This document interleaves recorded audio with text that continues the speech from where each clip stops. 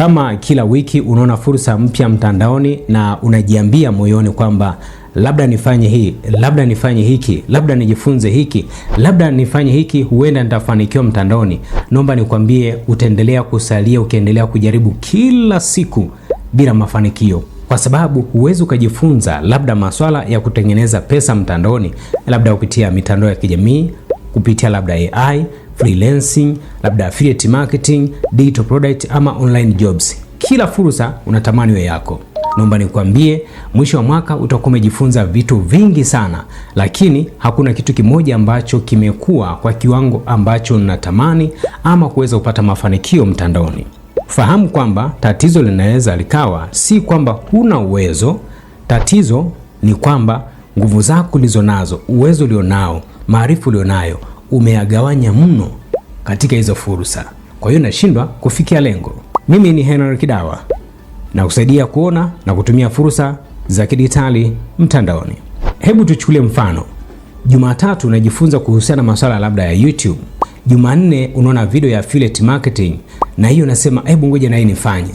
Jumatano unaona mtu anafundisha kuhusiana na freelancing, unataka kujifunza. Alhamisi unaona masuala ya digital product, unatamani kujifunza. Ijumaa unaona masuala ya AI, unatamani kujifunza.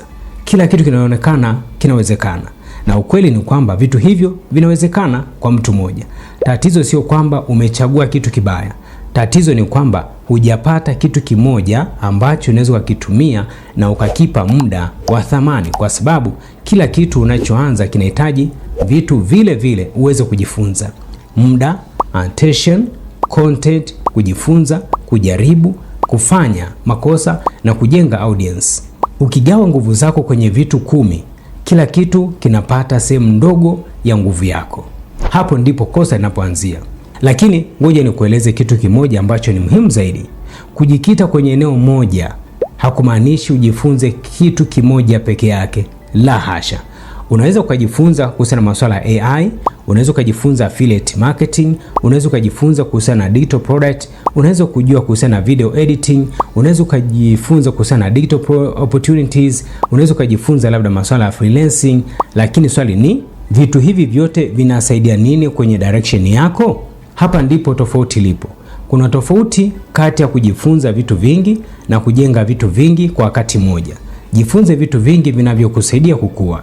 Lakini unapojenga brand yako, content yako inahitaji mwelekeo unaoeleweka. Tunasema niche. Kwa mfano, ukiamua kujenga creator economy yako, unaweza kuwa na mwelekeo kama huu. Kwanza, jenga audience.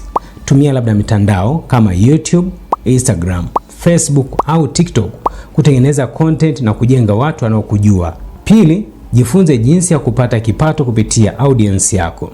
Unaweza kutumia monetization, masuala affiliate, sponsorship, huduma ama njia nyingine mbalimbali. Jambo la tatu, baada ya kuelewa audience yako, unaweza kutengeneza bidhaa zako wewe mwenyewe.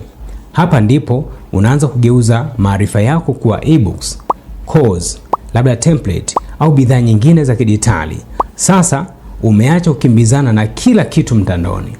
Una mfumo, kitu ambacho kinaweza kukutoa hatua moja kwenda hatua nyingine. Kwa mfano, mtu anaweza kusema, mimi napenda YouTube, lakini pia napenda digital product na affiliate marketing. Sasa nichague kipi? Sio lazima uache vitu viwili. Unaweza kujenga YouTube kama channel yako ya kujenga audience, ama Facebook ama Instagram ama TikTok. Kisha ukatumia audience ama wale ambao wanakufuatilia, wanakuamini kupitia mitandao kujifunza affiliate. Baadaye unaweza kutengeneza digital product yako. Hivyo vitu vitatu havipigani ama vitu vitatu havitofautiani, vinajengana. Hivyo ndivyo tofauti kati ya kuwa na vitu vingi na kuwa na mfumo mmoja wenye vitu vinavyosaidiana.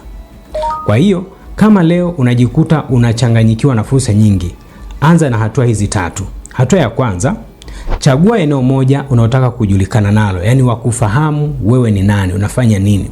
Jiulize, nataka watu wakiangalia kwenye akaunti yako wakumbuke nini? Jambo la pili, chagua audience moja unaotaka kuisaidia. Usijaribu kuzungumza na kila mtu. Tunasema kwamba chagua target yako. Je, ni vijana? Ni watu ambao hawana ajira?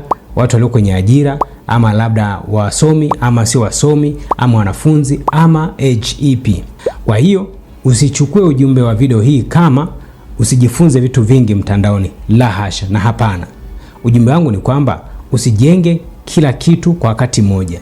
Jifunze kwa upana, lakini jenga mwelekeo, kwa sababu audience haiwezi kukuelewa kama wewe hujui unataka kujikita kwenye nini. Hata algorithm za mitandao na zenyewe zitashindwa kuelewa kwamba wewe unataka kukua ukielekea wapi, unalenga nini. Na kama ujiona kwenye hii video una interest nyingi, unaona fursa nyingi, lakini hujui eneo gani uchague, video inayofuata ndio muhimu zaidi kwako. Nitakueleza niche ni nini, kwa nini ni muhimu, nitakupa mfumo wa kuchagua eneo moja ambalo unaweza kulijenga kwa muda mrefu bila kujifungia. Kwa hiyo kama hutaki kuendelea kuanza kila siku jambo jipya, tafadhali channel hii ni kwa ajili yako. Subscribe, tuanze safari hii pamoja. Na kama video hii imekusaidia, niambie kwenye comment. Mimi ni Henry Kidawa, asante kutazama video hii. Kumbuka na kusaidia kuona na kutumia fursa za kidigitali.